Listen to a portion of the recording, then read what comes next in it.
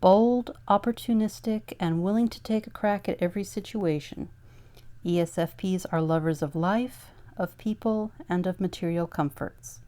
They have a knack for making work fun and are both flexible and spontaneous. If you're not enjoying it, you're doing something wrong. Like all the videos in this series, I aim to get you inside your character's head in order to assist you in portraying fictional characters that feel real, identifiable, and organic by outlining each of the 16 Jungian personality archetypes. However, this will only give you an outline, and a personality type does not a character make. Hopefully by the end of this video you will better understand how the ESFP processes and values information and how this affects their behavior, decision-making, and communication style, so you can then add motivations, backstory, interests, relationships, and likely personality quirks to result in a more organically complete character that your audience will connect with. I'll give you the outline, and then you can fill it in.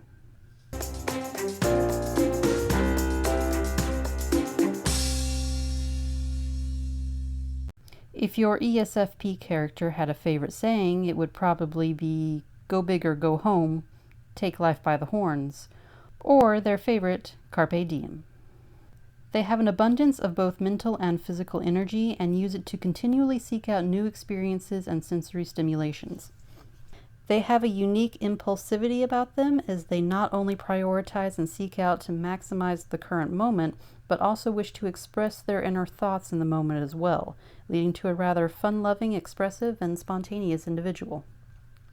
The ESFP is a passionate individual who does not see the enjoyment of life as something passive or involuntary, but as a very conscious decision, as something they bring forth. Thus, they are quite capable of laughing giddily one moment and then switching to a more serious mindset the next if that is what is required of them. They just don't see the point in letting the enjoyable bits slip away.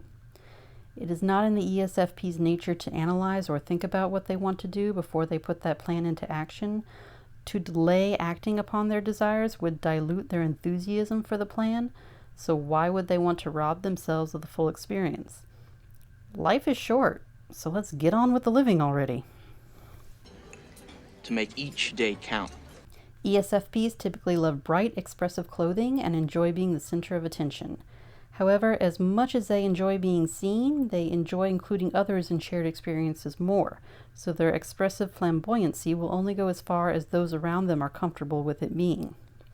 Particularly when they find themselves in highly conservative environments or in economically restrictive situations, this stereotype may not manifest as part of their identity. For ESFPs, will and action are usually interlinked. They act within their own time and place, which usually means immediately and wherever they happen to be, and independent of any outside protocol or methodology. Anything that gets in the way of what they desire feels contrived, dishonest, and artificial. Bureaucratic red tape or one-size-fits-all chains of command and standard operating procedures make no sense to them, and they inherently lack any respect or trust for this type of practice. They have no desire to act through a principle. They want to act as their own principle. You're welcome, For I what? guess, because I'm your nuclear deterrent. It's working. We're safe. America is secure. You want my property? You can't have it. But I did you a big favor. I have successfully privatized world peace. This can appear to others as a shocking lack of self-consciousness and a willingness to do whatever they feel like, no matter what the consequences. Others often perceive ESFPs as being a slave to their passions or with having an over-concern with sentimentality, kind of like an energetic and happy puppy. However, it is this very trait that allows ESFPs to face contradiction and danger with unequaled calm and collection, as they are well practiced at acting in the moment and not bogging themselves down with plans, theories, and thoughts of what could go wrong. When are you gonna get this, B? Life for Slayer is very simple. Want, take, have. Since ESFPs react in the moment, they can become very frustrated with others' mental lag time, or lag time as they perceive it. They often get particularly frustrated with people who overanalyze things to death or spend too much time planning for a future that cannot be predicted and thus cannot be planned for. I don't know the steps. Neither do I. Just go with it. Don't think. In other words, the frustrating amount of time that other personality types spend thinking about what they want to do instead of just doing what they want to do. ESFPs always know how they feel about something, and they know immediately what those feelings are.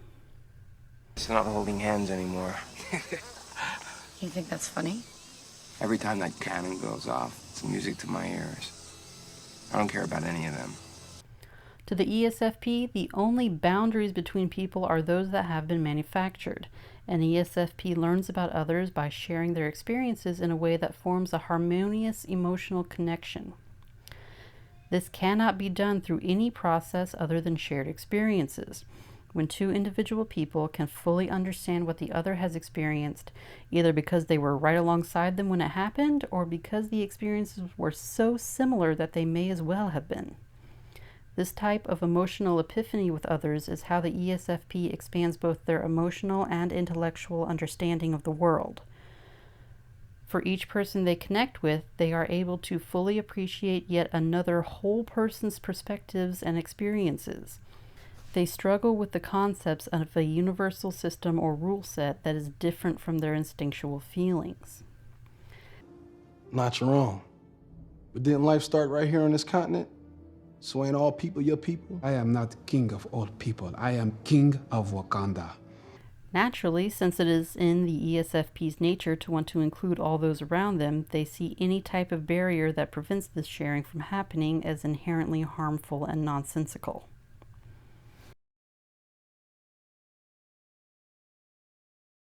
ESFPs favor an informative communication style, which is to say that their speech patterns will often show a more roundabout way of illustrating their point.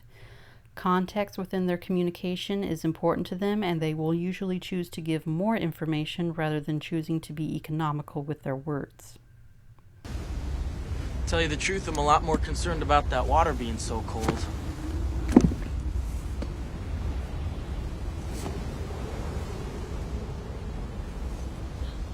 How cold?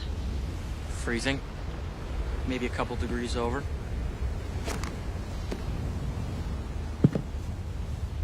You ever been to Wisconsin? What? Well, they have some of the coldest winters around. I grew up there near Chippewa Falls.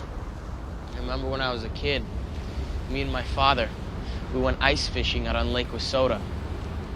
Ice fishing is, you know where you... I know what ice fishing is! Sorry. You just seem like, kind of an indoor girl. They tend to find more rigid and academic ways of learning, such as school or university, quite boring and unenjoyable. I've always felt our futures lay outside the world of academic achievement. Fred, I've been thinking exactly the same thing. Most ESFPs do show an interest in philosophy, although they are rarely portrayed as doing so. While they have a keen instinct when it comes to understanding individuals within a larger system, they have a great difficulty in understanding the greater system around the individual. Groups of people do not exist to the ESFP, only individuals, and an individual simply is the way that they are. Therefore, a person cannot be part of a larger system. They can only react within a situation. The only way to reach true understanding about an individual is through shared life experiences. So, when exploring philosophical ideas and other big intellectual concepts, the ESFP wants to find real-world examples and wants to live that theory in the moment. They want to experience the data and not just see it. Their instinct is that by living the data, they will be able to best understand the data. What the fuck is it with white people and Jell-O? I don't understand. What the hell we gonna do with all this? Toss it. Suki don't need no bad juju cooking. Bad juju? Wait till a man's heart is through his stomach. That shit true as gold. You put some love in your food and folk can taste it. Smell this. You can smell the fear and nastiness coming off that current bread. Tastes just fine to me. See, bitch, you gonna wish you ain't did that. For them, knowledge and philosophy and learning are things that live. ESFPs learn best when trying a new skill in a hands-on way with people, and they like to work in groups in general. They want to see and experience what they are learning about in a way that is real and tangible. Understanding how raw data and statistics relates to real-world examples and situations is often very difficult for ESFPs. They believe that the world is meant to be felt and experienced, not analyzed and examined. They often prefer to depend upon luck and their extensive circle of friends rather than long-term planning. Wait! Stop, think. No, no, no. It's a manhole. Tight space, no escape, 6 against 2, not unlike 3 against 1. And there might be more, so come on. You're just gonna go down there. That's your plan. Who said I had a plan? I don't know how many's down there, but I want to find out. And I'll know when I land. And if you don't come in after me, I might die.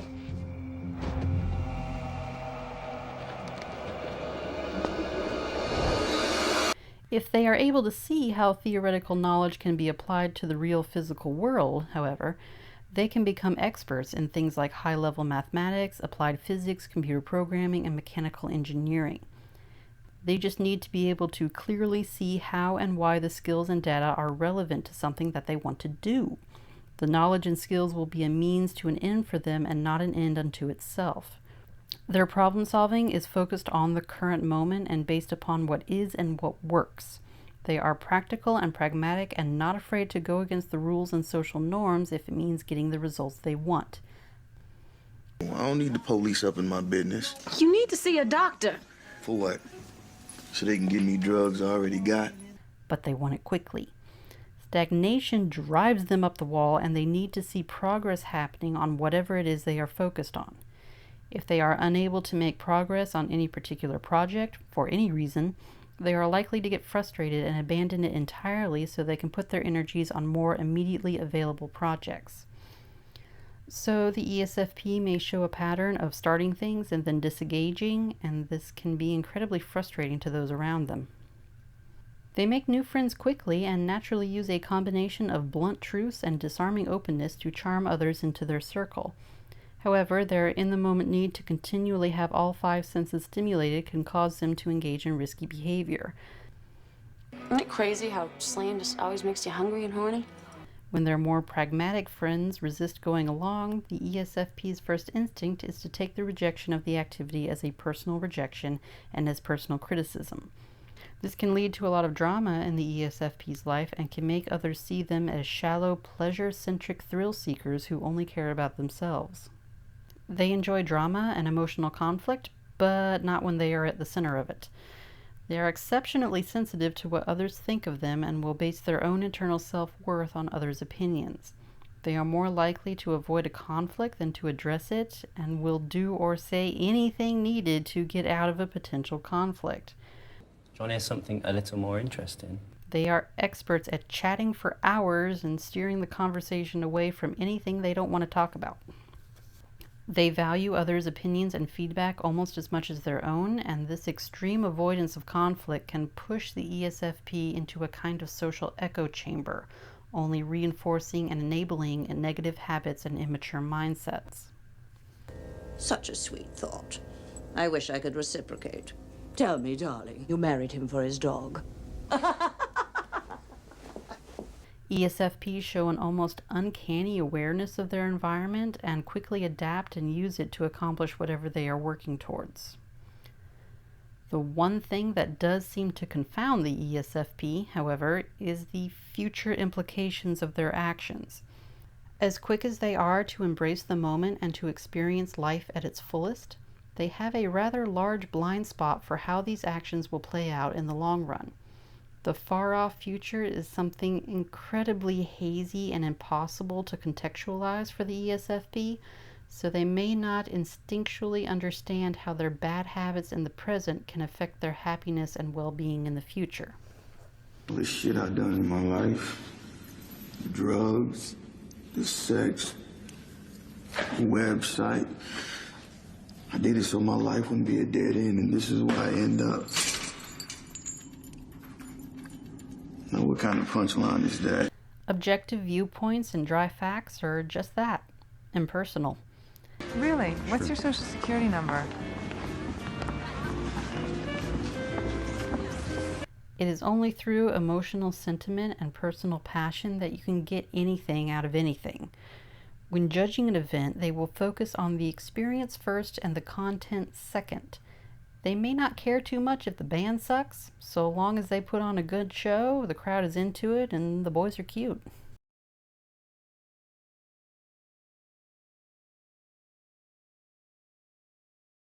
Their humor is usually silly in nature, often shows a playful skill with wordplay, deals with what is directly in front of them, is often crude. Now spread them. You wish. And will usually take the form of either poking fun at an individual. Well, welcome to Earth. Clearly I got the fashion sense in the family. Word of advice, I'd lose the trench coat, because as it stands, it's less cool brooding angel, more sort of paedophile chic. Excuse me, who ordered the hamburger with age? In this restaurant, a hamburger deluxe come with french fries, lettuce, tomato, mayo, and eggs. Do anybody got a problem with that? Yeah.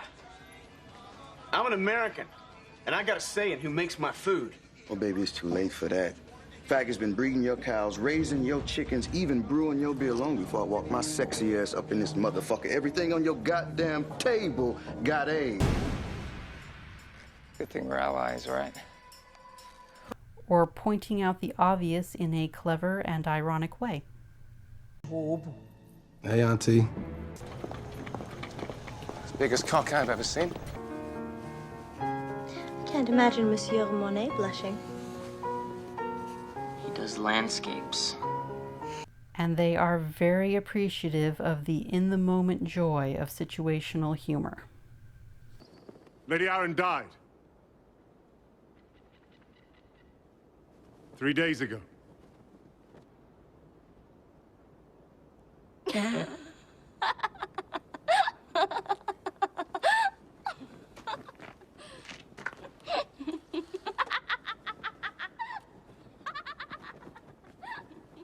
They are by nature fun-loving, energetic individuals who tend to go with the flow and are comfortable working amongst chaos.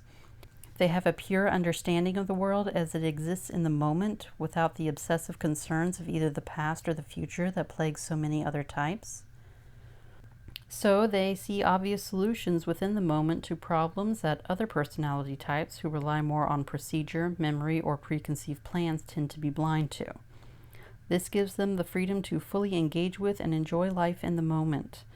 A large part of their endearing charm is their deep desire to encourage others to do the same and to bring those around them along for the ride. So you want to go to a real party? They tend to be bad at fulfilling their commitments to others. They are generally unaware of how other people feel, and their constant focus on the present moment can make it easy for them to go back on their word with little conscious thought. It takes time and experience for an ESFP to learn that their words and their commitments are valuable to others and shouldn't be disregarded.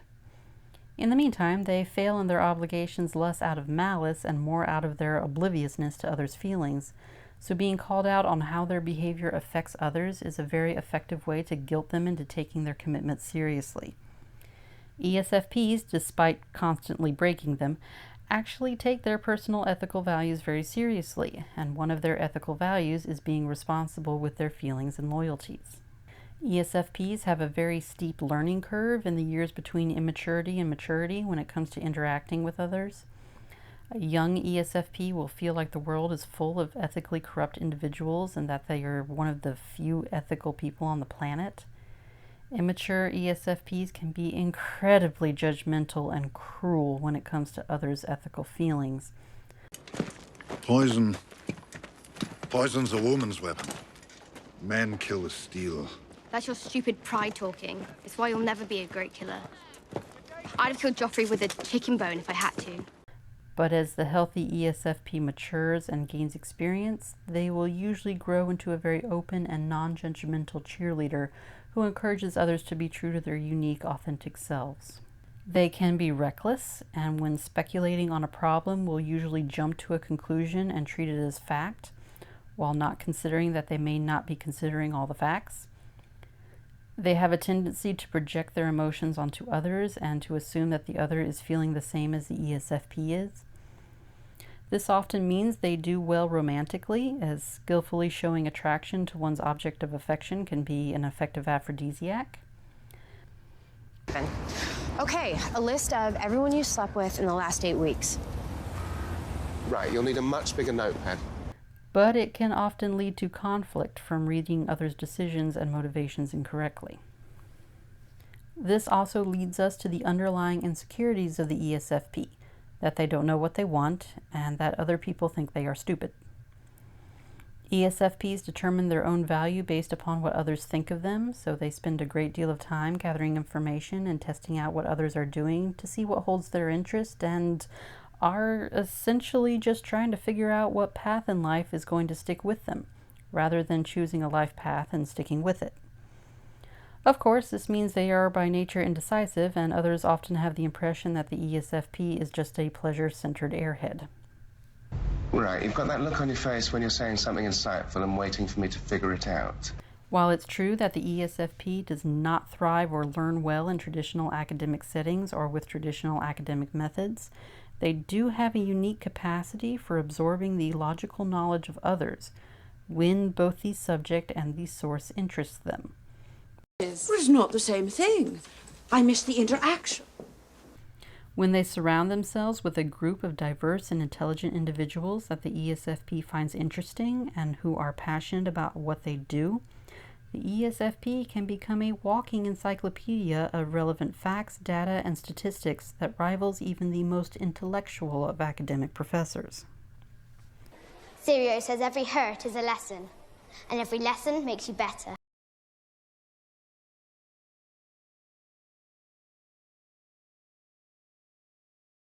The ESFP villain will be motivated by a feeling that their choices have been denied to them and that they have been forced into one particular course of action. If they don't get a choice, then no one else will either. The ESFP villain will seek to destroy the futures and choices of their enemies so that they will not have any choice in their own futures. This will usually take the form of attacking the other person's reputations and their relationships with others, so that the ESFP's enemies will lack any social currency and will be unable to take any meaningful path forward. And I applaud the effort you're making against the poor and disenfranchised, especially the vampires and the gays. Thank you. Next. So many things can happen to bring down a fine personage such as yourself. You might want to be careful, you hear? Yes. Look at the camera. No. This could take the form of making them look foolish and ineffective, all the way to painting them as dangerous pariahs. They will seek their revenge by going out of their way to make sure the individual is exiled from the group.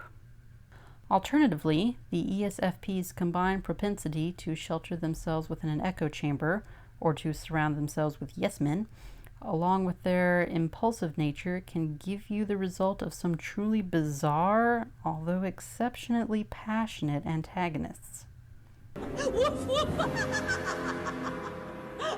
This villain will be a force of nature and difficult to defeat, since they will lack any master-minded grand plan that could be outmaneuvered, or have any semblance of predictability that the hero could thwart.